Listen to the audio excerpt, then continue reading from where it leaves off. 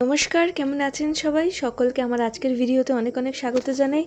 অসম্ভব গরমের পর যখন এইরকমভাবে আকাশটা মেঘ করে বৃষ্টি নামে কি ভালো লাগে বলুন তো।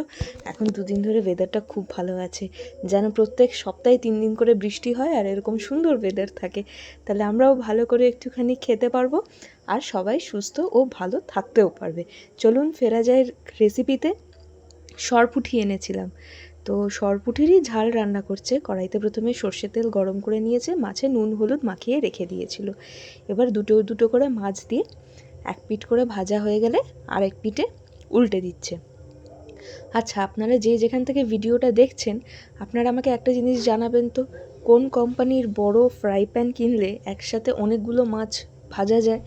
আর আমার বাড়িতে যে ফ্রাই প্যানটি আছে সেটাতে খুব বেশি মাছ ভাজা যায় না, যে কারণে লোকজন এলে আমার বড় অসুবিধা হয়ে যায়। আপনারা যে যেখান থেকে ভিডিওটা শুনছেন, আপনাদের যদি আইডিয়া থাকে আপনারা একটু আমাকে জানাবেন তো। আর এখন মাছগুলো সুন্দর করে ভাজা হয়ে যাচ্ছে। একটা রুই মাছেরও লেজা ছিল, সেটাকেও এর মধ্যে ভেজে ফেলা হচ্ছে। এবার মাছটা ভাজতে ভাজতে ততক্ষণে এর মধ্যে একটুখানি সর্ষের যে পাউডার কিনতে পাওয়া যায়, ওটাকে জলের মধ্যে ভিজিয়ে একটু নুন দিয়ে রেখে দেওয়া হচ্ছে। এবার কড়াইতে মাছ ভাজা যে তেলটা বেঁচে গেছে, ওই তেলটা, তার মধ্যে আরেকটু তেল দিয়ে কালো জিরে কাঁচা লঙ্কা আর রসুন ফোড়নে দিয়ে একটু ভালো করে কষিয়ে নেওয়া হচ্ছে।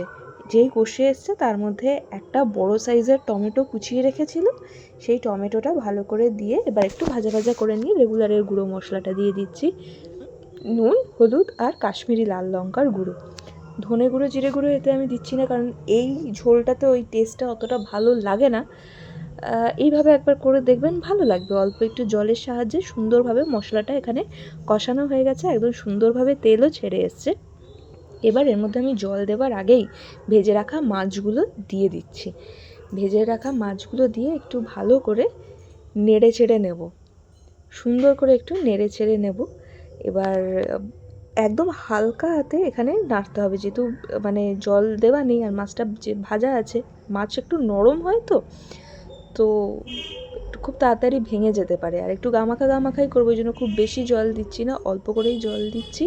আর একদম হালকা করে একটুখানি এটাকে উল্টে পাল্টে দেব। আর এবার উপর থেকে সর্ষে বাটাটা ছড়িয়ে দিচ্ছি। ঢাকা দিয়ে কিছুক্ষণ রেখে দেওয়ার পর ঠিক এইরকম সুন্দর কালারটা এসছে। কার কীরকম ভিডিওটা লেগেছে অবশ্যই কমেন্টে জানাবেন। ভালো থাকবেন সকলে।